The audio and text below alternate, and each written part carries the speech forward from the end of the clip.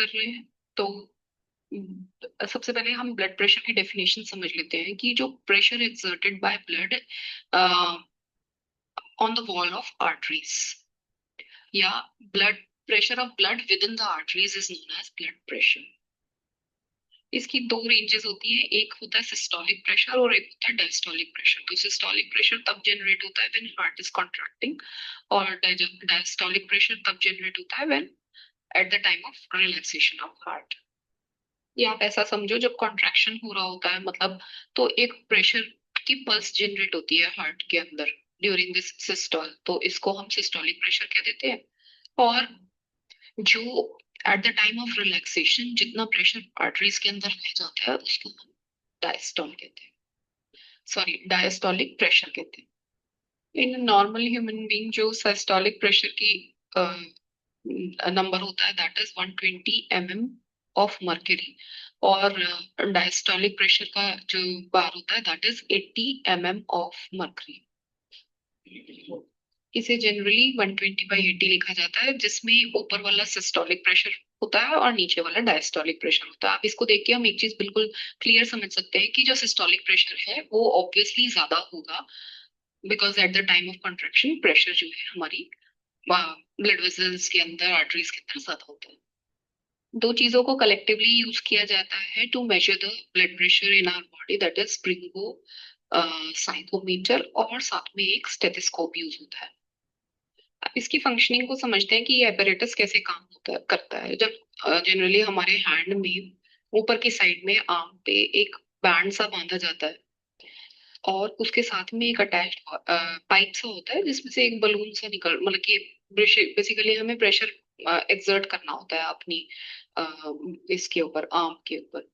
और उससे कनेक्टेड एक मीटर सा नजर आ रहा होता है जिसमें कुछ नंबर्स लिखे हुए होते हैं और उसमें मरकरी का जो लेवल होता है वो ऊपर बढ़ता रहता है जैसे जैसे हम प्रेशर एक्सर्ट करते रहते हैं। इसमें हमें नोट क्या करना है कि ट्रैकियल आर्टरी जो हमारी, जहां पर हम स्टेथोस्कोप रखते हैं ना, अ, और एक साइड से कान में लगा लेते हैं और धीरे धीरे उसमें पंप करते रहते हैं हवा, तो प्रेशर बढ़ता रहता है। अब इतना प्रेशर बढ़ जाता है क्योंकि जो हमारी ट्रैकियल आर्टरी है ना उसकी बीट जो, मतलब कि उसकी वो है, हमें सुनाई देनी बंद हो जाती है। तो सपोज वो बहुत ऊपर का नंबर है, जैसे सपोज हमने 220 मान लिया। अब वहां पर इस नो साउंड का मतलब क्या होता है कि अब आर्टरी हमारी बंद हो चुकी है। फिर हम प्रेशर को रिलीज करते हैं, मतलब धीरे धीरे प्रेशर को रिलीज करेंगे तो धीरे धीरे मर्करी का लेवल नीचे आता जाएगा एंड सडनली हमें एक आर्टरी की ओपनिंग और क्लोजिंग की साउंड सुनाई देगी, डक करके। तो मतलब हमें नहीं सुनाई देती है, जो स्टेथोस्कोप लगाते हैं स्टेथोस्कोप से कान में सुनाई देती है आवाज, उसको हम सिस्टोल मान लेते हैं। ये साउंड हमें क्यों मिलती है कि जैसे जो हमारी आर्टरी बंद हुई थी जब हमने प्रेशर एक्सर्ट किया था, तो हार्ट जब अपना ब्लड पंप कर रहा होता है तो इम्पल्स जनरेट होती है साथ में, तो वो रुकी हुई आर्टरी में जब वापस से ब्लड आता है तो वो एकदम से विद दैट साउंड प्रोड्यूस होती है। अब धीरे धीरे आपको एवरी टाइम पल्सेशन सुनाई देती जाएगी, डक डक डक डक, जैसे जैसे आप प्रेशर को रिलीज करते जा रहे हैं। करते करते करते करते एक जगह ऐसी आएगी जहां आपको दोबारा से आवाज सुनाई देनी बंद हो जाए। अब जहां वो आवाज बंद हो जाएगी उस मेजरमेंट को भी आपने नोट कर लेना है, उसको हम कहते हैं डायस्टोलिक प्रेशर। इस तरीके से हमें दो रीडिंग्स मिल गई, सपोज 120/80, तो 120 जो ऊपर वाली पहली रीडिंग मिली थी दैट वाज सिस्टोल की, एंड जो दूसरी वाली रीडिंग है दैट वाज डायस्टोलिक प्रेशर। अब ये बॉडी में ब्लड का रेगुलेशन, ब्लड प्रेशर जो है वो रेगुलेशन कैसे होता है उसको समझते हैं। हमारी बॉडी के अंदर बैरो रिसेप्टर्स होते हैं जो ब्लड के प्रेशर को सेंस करते हैं। अब इस तरीके के सेल बेसिकली ये न्यूरॉन्स होते हैं और ये आर्टरीज के अंदर प्रेजेंट होते हैं। चाहे प्रेशर कम हो उसको भी सेंस कर लेंगे और चाहे प्रेशर ज्यादा हो उसको भी सेंस कर लेंगे। और इनकी जो ये रिकॉर्डिंग्स होती हैं, मतलब कि इनको रिकॉर्ड कर लिया इन्होंने और फिर सेंट्रल नर्वस सिस्टम को इनको सिग्नल्स को पहुंचाती है, चाहे प्रेशर ज्यादा आ रहा है या कम आ रहा है, इन बोथ केसेस। ये फ्लो कैसे रहता है कि सेंट्रल नर्वस सिस्टम से इंफॉर्मेशन जाती है पेरिफेरल नर्वस सिस्टम की ओर और वहां से फर्दर इंफॉर्मेशन जाती है ऑटोनॉमिक नर्वस सिस्टम की तरफ। ये इस तरीके का सिस्टम है जो कि इनवॉलेंटरी एक्शंस को कंट्रोल करता है और हमारा हार्ट उसी सेक्शन के अंडर आता है। Involuntary action control. ये फर्दर दो ब्रांचेस में डिवाइड होता है, सिंपैथेटिक नर्वस सिस्टम और पैरासिम्पैथिक नर्वस सिस्टम। जो सिंपैथिक होता है वो किसी भी एक्शन की एक्टिविटी को इंक्रीज करता है, और पैरासिम्पैथिक जो होता है वो किसी भी चीज की एक्टिविटी को डिक्रीज करता है। सिंपल टर्म्स में हम कह सकते हैं पैरासिम्पैथिक किसी भी ऑर्गन के एक्शन को डिक्रीज करता है, और सिंपैथिक क्या करता है, एक्शन को on the other hand increase कर देता है। लाइक फॉर एग्जाम्पल अगर हम देखें कि ड्यूरिंग स्लीप टाइम या हम रेस्ट करें तो हमारी हार्ट बीट नॉर्मल होती है या नॉर्मल से कम भी होती है कभी कभी। उस टाइम पैरासिम्पेटिक नर्वस सिस्टम जो है वो एक्टिव रहता है।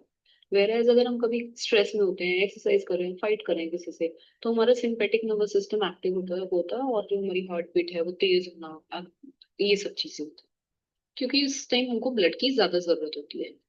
दोनों पेयर में काम करते हैं, अगर एक काम कर रहा है तो दूसरा नहीं कर रहा है, मतलब अगर पैरासिम्पेटिक काम कर रहा है तो सिंपेटिक काम नहीं कर रहा होता है, और when sympathetic is working then parasympathetic is at rest. इसका हार्ट से तो कनेक्शन है ही, तो एक बारी हम समझते हैं। जो हम डायग्राम देखेंगे उसमें हमने ऐसे नोट बना रखी है। अब हमें पता है कि हार्ट मायोजेनिक होता है। इसका मतलब क्या होता है कि हार्ट अपने लिए खुद से कॉन्ट्रैक्शन और रिलैक्सेशन जनरेट करता है, मतलब उसके लिए उसको ब्रेन की जरूरत नहीं है, वो वाला एक्शन हार्ट मस्कुलर है, अपने आप परफॉर्म करता है। ठीक है, मतलब अगर हम सारी नर्व्स को काट दें और सिर्फ ब्लड की सप्लाई जा रही है हार्ट के पास, तो हार्ट कैन कॉन्ट्रैक्ट और रिलैक्स, उसके लिए उसको ब्रेन की जरूरत नहीं है। वेयर एज ब्रेन की जरूरत हार्ट को कहाँ है वो बताते हैं। जैसे ब्लड का प्रेशर है जो रेगुलेट करना है, सपोज अभी ब्लड का प्रेशर कम हुआ होगा तो एक सिग्नल जाएगा जो ब्रेन को बता देगा भैया ब्लड का प्रेशर कम हुआ, या ब्लड का प्रेशर हमारे हार्ट में ज्यादा हो रखा है, तो भी वो सिग्नल हार्ट तक जाएगा। अब ये है हमारा लेफ्ट एट्रियम। लेफ्ट एट्रियम से हम जा रहे हैं आर्टरीज, और आर्टरीज ये आ गई हमारी एरोटा। अब हमें पता है कि आर्टरीज के अंदर ब्लड फ्लो कर रहा होता है तो ब्लड का प्रेशर होता है। अब इससे दो, रेड कलर पे आप देखोगे तो दो आर्टरीज ऊपर वाली साइड जा रही हैं जिनको हम कहते हैं कैरोटिड आर्टरीज। ये ब्लड को लेके जाती हैं ऊपर की तरफ, मतलब कि नेक, फेस और ब्रेन की तरफ। एरोटा में ऊपर की साइड में कुछ रिसेप्टर्स प्रेजेंट होते हैं जिनको बैरो रिसेप्टर्स कहते हैं, ऑल्सो नोन एज एओर्टिक बैरो रिसेप्टर। अब ये जो ऊपर की साइड कैरोटिड आर्टरीज जा रही हैं इनके अंदर भी बैरोटिड सॉरी बैरो रिसेप्टर्स प्रेजेंट होते हैं जिनको कैरोटिड बैरो रिसेप्टर्स कहते हैं। अब यहाँ पे एक टर्म लिखी हुई है carotid sinus. Carotid sinus is basically the cavity जहां पर बैरो रिसेप्टर प्रेजेंट होते हैं। तो हमने कौन कौन से बैरो रिसेप्टर्स पढ़े, एक तो कैरोटिक बैरो रिसेप्टर एंड दूसरा is aortic baroreceptor. Aortic मतलब जो एरोटा के ऊपर है, और कैरोटिक मतलब जो कैरोटिक आर्टरी के ऊपर। अब इन रिसेप्टर्स का काम क्या है, बैरो मतलब प्रेशर को कहते हैं, सेंस करने को प्रेशर को, और रिसेप्टर मतलब बेसिकली सेंसेस द प्रेशर। ये दोनों आर्टरीज के अंदर, मतलब कि एरोटा के अंदर और कैरोटिड आर्टरीज के अंदर ब्लड के प्रेशर को सेंस कर रहे हैं। और इन सिस्टम्स पे से जो नर्व अटैच होती है वो सेंट्रल नर्वस सिस्टम पे अटैच होती है, तो ये सेंसेस कंटिन्यूसली वहां भेजते रहते हैं।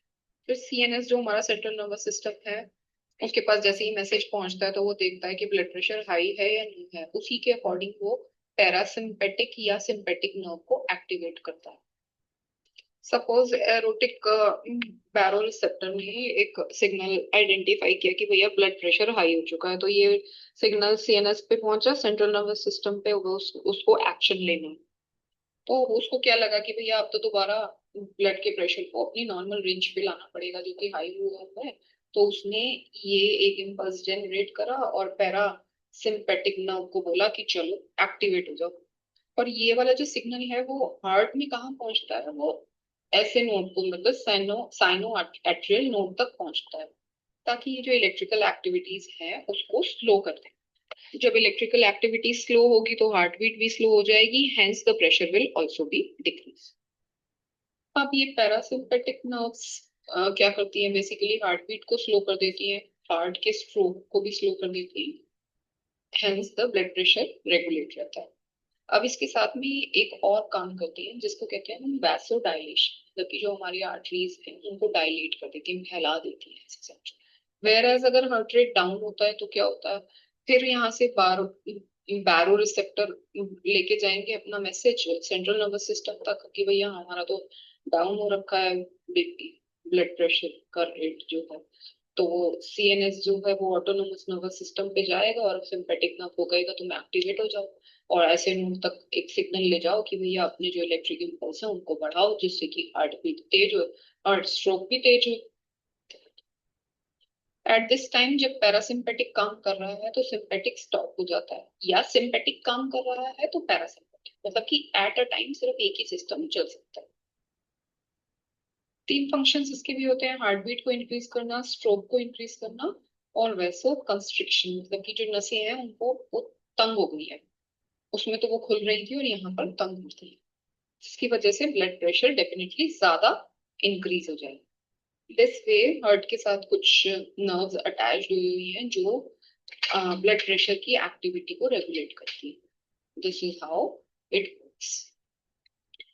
सो this way parasympathetic and sympathetic nerves जो है वो हार्ट के ब्लड प्रेशर को कंट्रोल करती है। पूरी तरह तो कंट्रोल नहीं करती है, क्योंकि जो ऐसे नोड है वो कंट्रोल करता होता है जो मतलब कि हमारे कॉन्ट्रैक्शन और एक्सपेंशन एंड बीपी है, बट हाँ ये रेगुलेट करने में हेल्प जरूर करती है। यस, वी कैन से कि इम्पैक्ट जरूर पड़ता है कि जैसे ही पेसमेकर सेल्स को किसी तरीके का इम्पल्स मिला तो वो उसके अकॉर्डिंग थोड़ा सा बिहेव करते हैं। दिस वे जो ब्लड प्रेशर की रेशियो है वो रेगुलेट होती है हमारी बॉडी के अंदर।